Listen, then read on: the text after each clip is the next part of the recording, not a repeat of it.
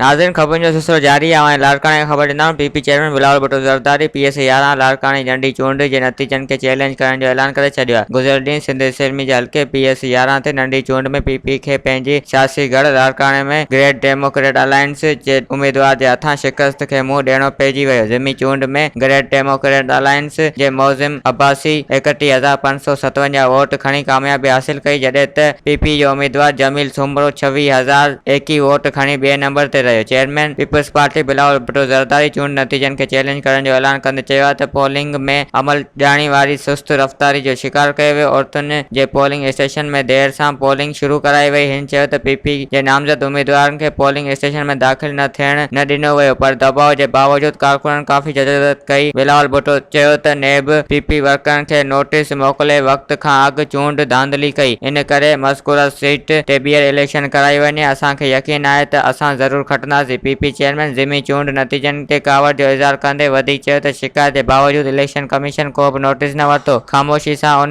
जी बदनियती ज़ाहिर थी वई आहे, पर सच लिकाए नथो सघिजे। हिन सिलेक्शन खे असां ज़रूरु बेनक़ाब कंदासीं। वधीक ख़बरुनि ऐं तफ़सील जे लाइ विज़िट कयो असांजी वेबसाइट awamiNewsHD.com ऐं ॾिसंदा रहो अवामी न्यूज़ HD।